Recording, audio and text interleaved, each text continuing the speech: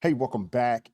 It's your man Wise, and today we got to talk about it, man. Amanda Seals, not my favorite person, not remotely close to someone I actually follow, but she brought up a great point. The sisterhood is upset with her for voicing her opinion, and to be honest with you, I almost feel like I should show y'all the clip of a young lady who went off on Amanda Seals for voicing her opinion as an American citizen. Now get it. We don't have to agree with each other on everything. There are plenty of people that watch the channel, that follow what I do, they subscribe, and they don't agree with everything that I say. And guess what? I'm okay with that. I don't want to live in an echo chamber where everybody that I am around 100% is on board with everything that I agree with or I believe in. We should have the ability to have civil discourse, and we should be able to voice our opinion on a political candidate, on the political parties, regardless of which one. But for whatever reason, if you are black, especially if you are a black woman, you are not allowed to stress or address any ill feelings, or any issues with the Democrat Party, and you're definitely not allowed to voice your opinion unless it's a positive opinion of Kamala Harris. We're going to get into this video. Like, share, subscribe to the channel. Drop me a comment down below. I appreciate all the love and support. And without further ado, let's go. Put in clips of Kamala Harris stating things. I don't need politicians to state things. I need politicians to do things. When I met with Kamala Harris after she summoned me, I said to her straight up, you talk out two sides of your neck and we don't know what you're talking about. I wouldn't be surprised if it's Kamala Harris who's trying to shut me the fuck up. Because I told her straight up that I feel like she is disingenuous in her messaging. And she said to me, well, you're being too critical. And I said, I am a voter. I'm supposed to be critical. That's my job. And I want to see actions. She said, well, how am I supposed to talk about racism in America without calling Americans racist? I said, well, first of all, there are many racist Americans, but there's also policy, legislation, institution, and systems that are racist that need to be addressed. They need to be addressed. And if you're not going to do that in an actualized way and in a loud, bold way, people will never really know where you're coming from. Well, you can't tell me how I feel. So I'm not telling you how you feel. I'm telling you how you sound. I'm telling you how you sound. Okay?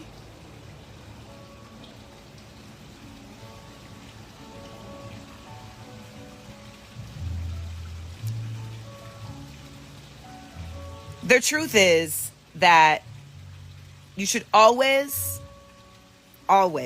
question your source and what are their intentions. And what you all need to know is that I don't need to do any of this. I don't need to talk about any of this.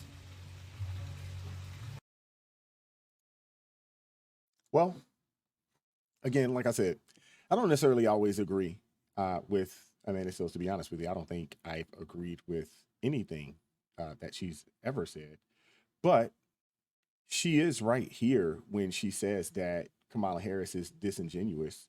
That is true. Kamala Harris is a chameleon. She is whatever she is needed to be, or she is whatever she has needed to be in order to get the next position, the next step up.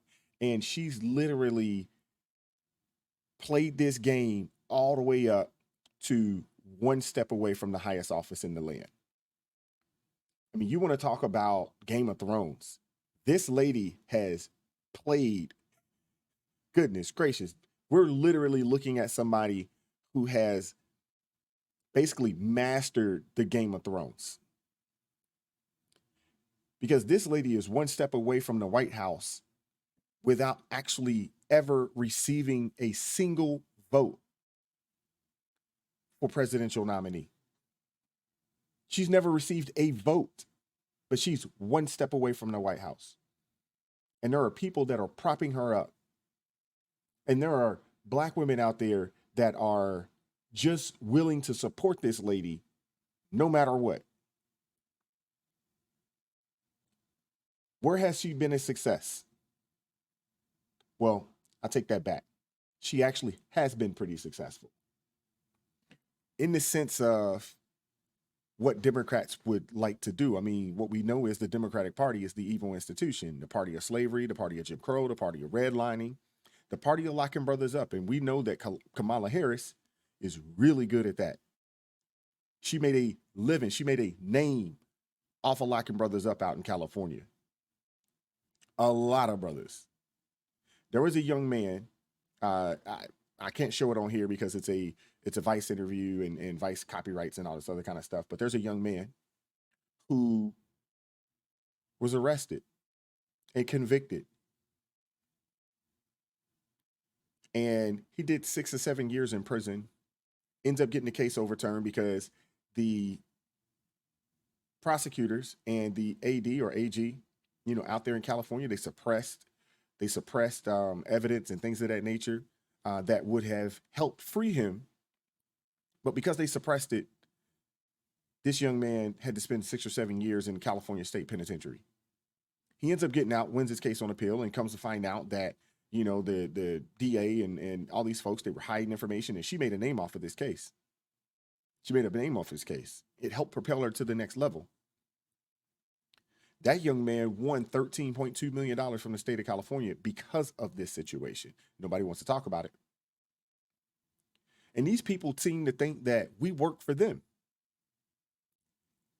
When we vote for you guys, we're voting for you to work for us. And it's so unfortunate that you have people in America, and I don't want to say just the black community, because you have a lot of women out there, the liberal women, black, white, Asian, whatever. They're supporting this lady. They don't care about her policies. As a matter of fact, they don't even know her policies. If you ask one, the next time you meet somebody that says that they are voting for Kamala Harris, just ask one question. One question.